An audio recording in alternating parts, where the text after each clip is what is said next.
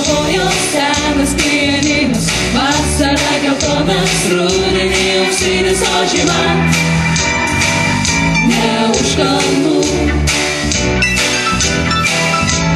Šernas ieško vadų, saulė jos pamato, krenta medžių lapai, krenta žalias naktys iš dangaus, bus daug lietaus.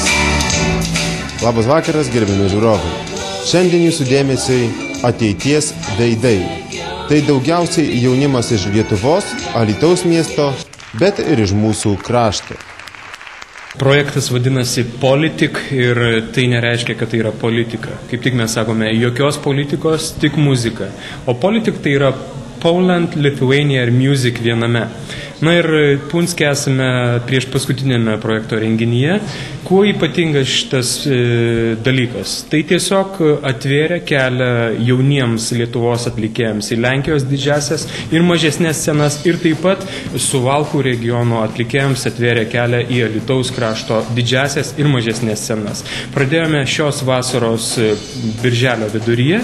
Tai buvo Alytaus miesto dienos, iš karto 2 renginiai, kur dalyvavo Lenkų kolektyvai. Toliau mes sėkmingai važiavome į Suvalkus, čia koncertavome miesto dienose, taip pat vasaros uždarėme.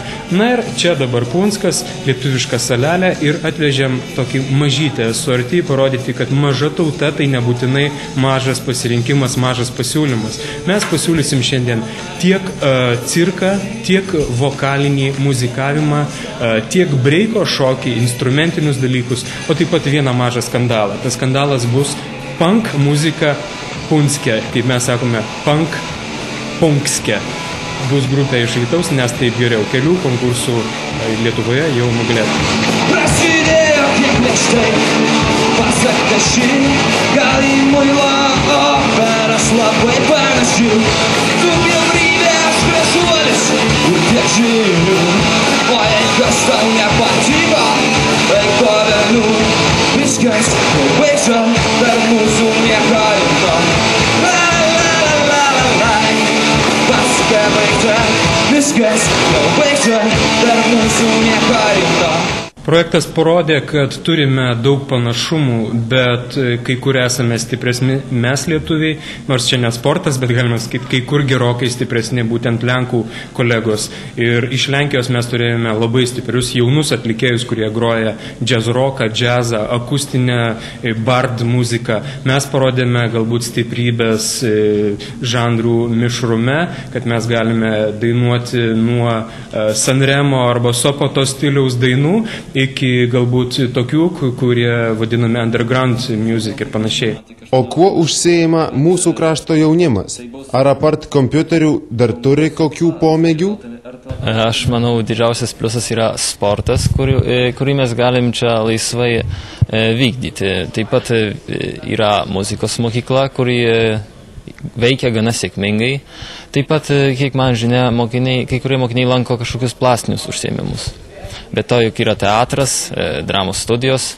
Aš manau, norintiems yra ką veikti. Kokios perspektyvos, kas galėtų atsirasti, aš manau, jei yra poreikis, tai atsiranda ir būdas, kaip jį vykdyti. Galbūt būtų norinčių šokti kažkokius breiko šokius, ne vien tradicinius kaip jotva. Galbūt atsirastų ir norinčių pagroti gitarom. Tačiau svarbiausia yra noras. Protingi žmonės nenuobodžiauja. Ir viltis rusans beieškant jos, tai viltis gyva. Aš manau, kad tie aktyviausi žmonės, jie veikia daugiau nei vienoj srity ir jie visuomet turi ką veikti. O tie, kurie daugiausiai dejuoja, jie vis dėlto nieko nedaro. Arba jų, kaip čia pasakius, jų noras dega kaip popierus. Greitai ir greitai išblėsta. Jei galėčiau, tai prailginčiau parą, nes man norimiems dalykams visuomet trūksta laiko. Taip, aš randu laiko pabūti su draugais, tačiau šiuo metu man aktualiausia yra dėja mokslai. Galų gale brandos egzaminas jau ne už kalnų.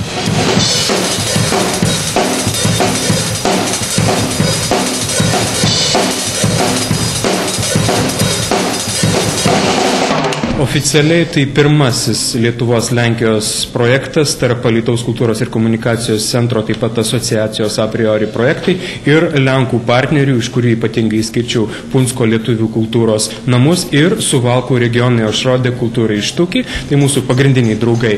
Na ir dar galėtumėm pasakyti, kad maždaug 10 metų vyko neformalus bendravimas. Kultūros komunikacijos centro direktorius čia vadovauja chorui, nemažiau sėkmingai sudalyvavome su daugeliu roko, metalo, įvairios kitos muzikos kolektyvais tiek festivaliuose, konkursuose, Suvalkuose, tiek Oleckė, Gižickė ir panašiuose miestuose. Reiškia, veikla vyksta, kartais jinai tampa projektinė vien dėl tam tikrų fondų, kuriems reikėtų dėkoti. O žiūrint į ateitį, mes taip pat galvojame apie nemažas veiklas. Jeigu dabar turėjome projekte apie 6-7 punktų nuo vasaros pradžios iki dabar bobų vasaros jau pasibaigusios, tai kitą metą planuojame mažinti veiklų, bet jas koncentruoti į kokybę ir temą. Puikiai tema yra Lietuvos pirmojo paminėjimo 1000-metis, todėl mes bandysime išryškinti lietuviškos roko estradinės muzikos tekstinę tematiką. Pabaigai pasiklausykime neseniai susikūrusios grupės Aitvarai. Tai Punsko krašto jaunimas mėgstantis groti ir dainuoti lietuviškas dainas. Grupė veikia prie Lietuvių liaudies kultūros centro Punske, čia pasirodantis tradicinėje kapelų šventėje Seinuose. Šiandien tai tiek, iki kito sekmadienio, sudie.